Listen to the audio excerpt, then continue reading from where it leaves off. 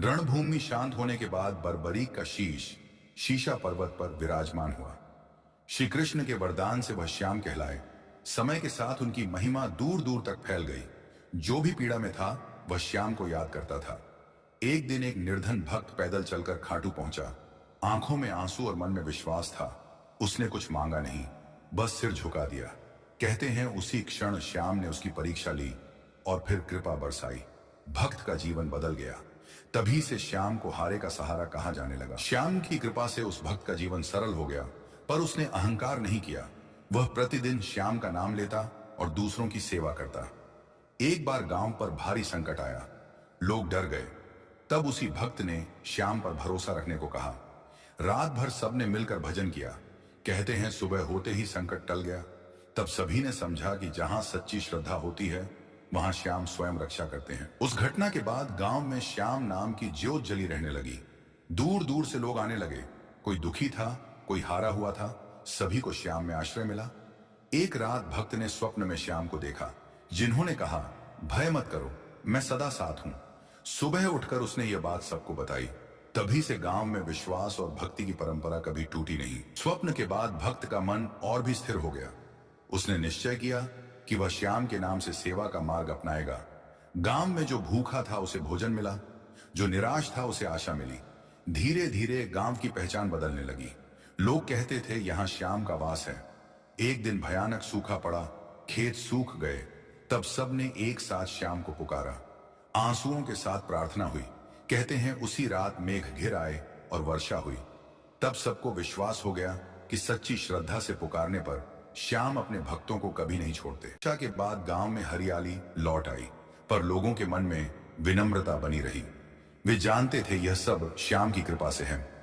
उसी समय एक यात्री गांव पहुंचा जो जीवन से थक चुका था। भक्तों ने उसे श्याम की कथा सुनाई और सेवा में बैठाया। कुछ दिनों में उसके मन का भार हल्का हो गया। जाते समय उसकी आंखों में शांति थी। उसने कहा, आज मुझे नया मार्ग मिला।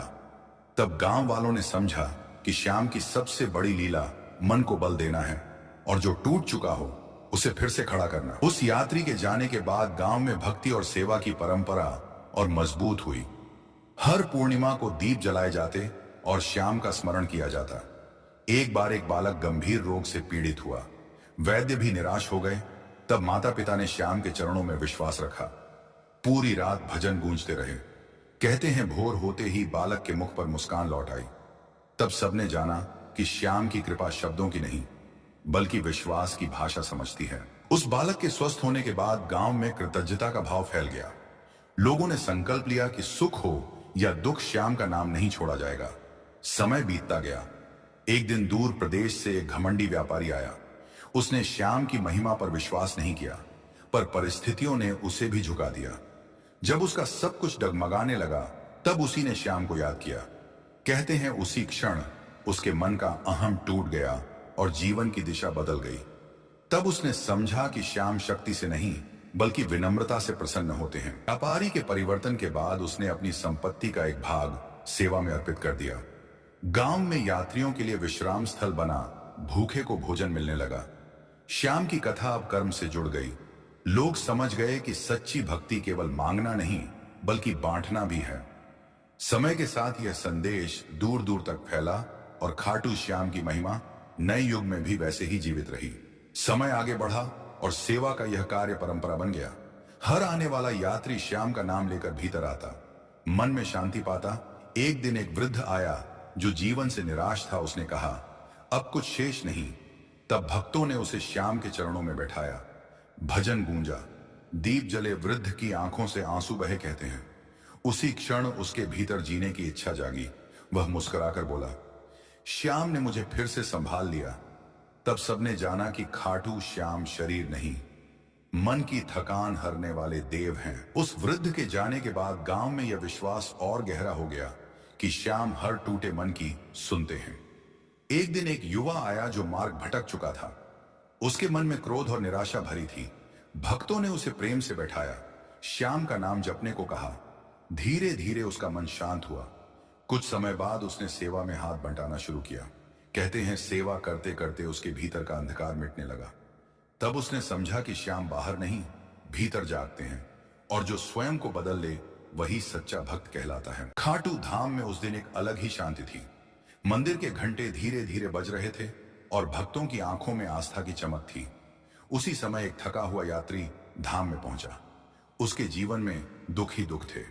उसने श्याम बाबा के चरणों में सिर रखकर बस इतना कहा कि अब और सहन नहीं होता। श्याम बाबा मुस्कुराए। उनकी करुणा से पूरा धाम भर गया। बाबा ने कहा कि जो भी सच्चे मन से आता है उसे खाली हाथ नहीं लौटाया जाता। यात्री की आंखों से आंसू बहने लगे। उसे ऐसा लगा जैसे वर्षों का बोझ हल्का हो गया हो। उसी रात गांव में संकट आ गया। तेज आंधी और अंधेरा छा गया। लोग घबरा गए। सभी बाबा को याद करने लगे। जैसे ही श्याम नाम का जाप हुआ, हवा शांत हो गई। दीपक फिर से जल उठे। गांव में खुशी लौट आई। अगली सुबह वही यात्री बदला हुआ था। उसके चेहरे पर विश्वास था। उसने समझ लिया था कि श्याम बाबा केवल दुख हरते नहीं बल्कि सही राह भी दिखाते हैं।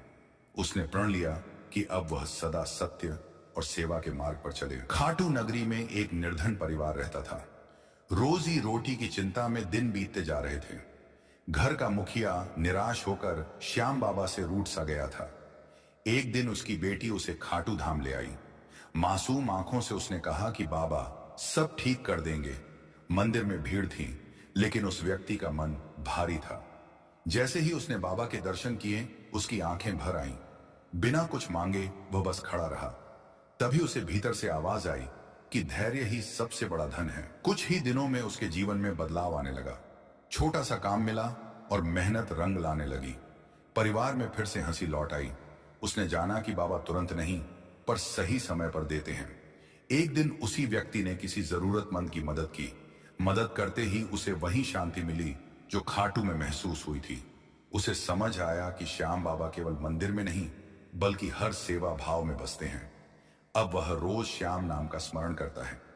दुख आए तो भी उसका विश्वास अडिग रहता है। खाटू श्याम की कृपा ने उसे सिखा दिया कि सच्ची भक्ति मांगने में नहीं, मानने में है। खाटू धाम में एक उदास भक्त आया। जीवन की परेशानियों ने उसका मन तोड़ दिया था। उसने श्याम बाबा के चरणों में बैठकर आंखें बंद कर ली। मंदिर की शांति उसके मन में उतरने लगी। बाबा की कृपा से उसके भीतर आशा जगी। उसे समझ आया कि हर दुख के पीछे कोई सीख होती है। कुछ ही दिनों में परिस्थितियां बदलने लगी।